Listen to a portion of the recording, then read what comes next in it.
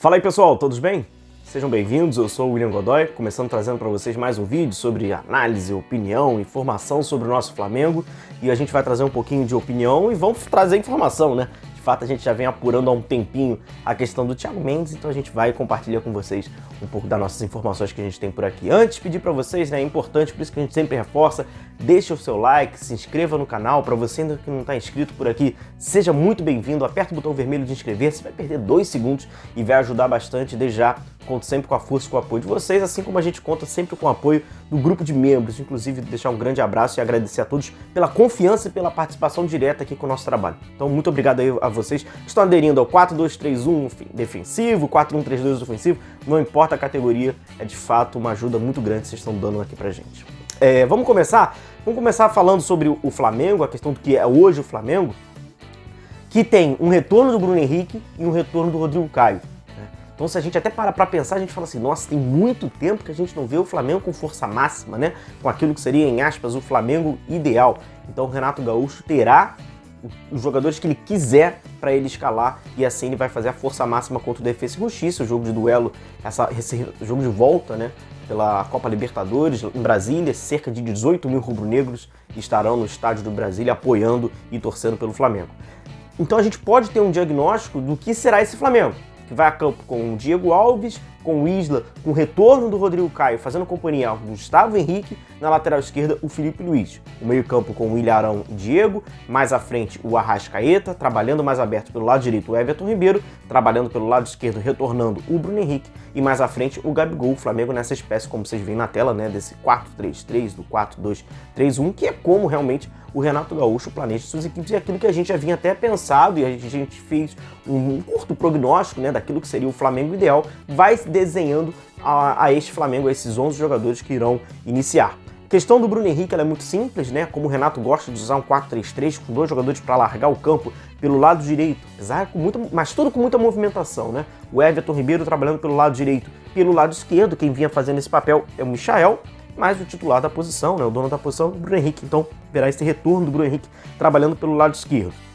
Nós, rubro-negros, que já estamos acompanhando o Bruno Henrique há um bom tempo, sobretudo aqui no Flamengo, a gente vê que ele tem mais dificuldades trabalhando aberto pelo lado esquerdo do que quando ele faz, né, uma dupla de ataque, quando ele joga como uma espécie, em aspas, né, de um segundo atacante ao lado de um segundo atacante que também é o Gabigol mais à frente. Tanto que todos os rubro-negros preferem, não, a grande maioria, prefere o Flamengo trabalhando num 4-2-2-2-2 para que o Bruno Henrique fique mais pertinho ali do Gabigol. O Flamengo trabalha dessa forma. Agora, o que acontece, e é uma questão meio que lógica, se você coloca o Bruno Henrique mais por dentro, para trabalhar como um segundo, uma espécie de segundo atacante, alguém precisa trabalhar um pouco mais pelo lado, não como um ponta, mas até mesmo como um meia armador, mas pelo lado.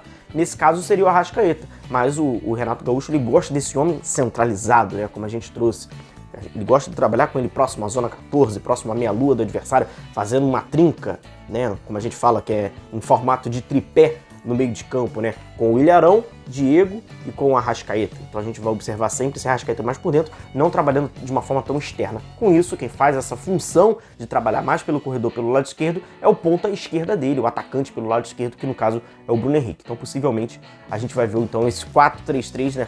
Essa variação do 4-2-3-1 com o retorno do Bruno Henrique e com o Rodrigo Caio para esse jogo contra o Defensa e Justiça. E assim a gente vê pela primeira vez o que será de fato o time ideal, né? Os 11 titulares do Flamengo.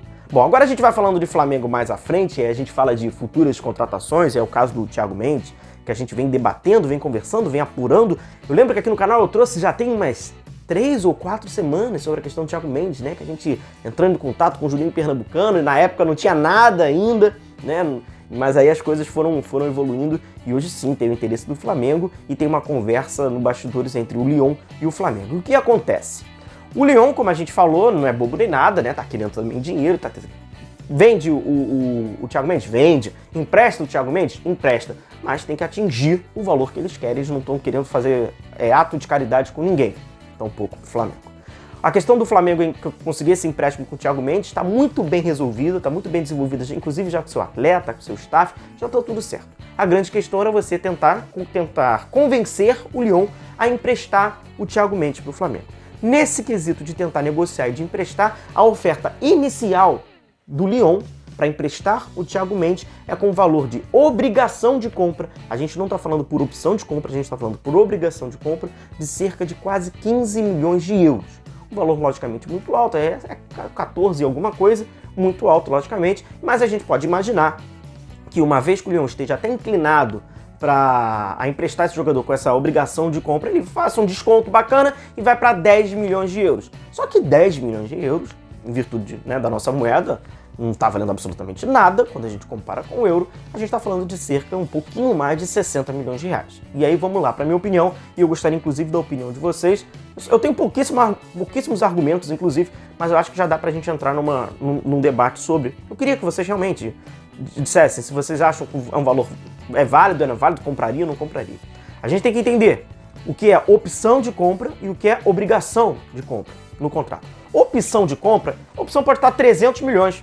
Você tem a opção de recusar, você tem a opção de, no final desse empréstimo, não comprar um jogador. Agora, quando tem a obrigação, então, de fato, você pega esse jogador por um período, mas você sabe que você terá a obrigação de comprá-lo quando acabar esse primeiro contrato, que é de empréstimo, tem que efetivar essa compra.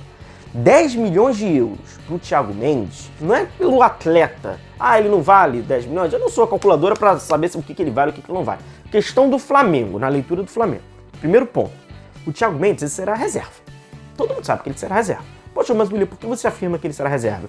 Porque o dono da posição, como primeiro homem do meio campo, é o William Arão, que não vai sair, seja para quem for. E o segundo homem da posição é o Diego, que é o capitão da equipe, tem toda a influência, não vai sair. Não vai sair. Esses caras só saíam para quê? Para Casemiro e Kanté. Assim mesmo, eu acho que o técnico teria que ter bons dedos, porque senão ia dar ruim no elenco.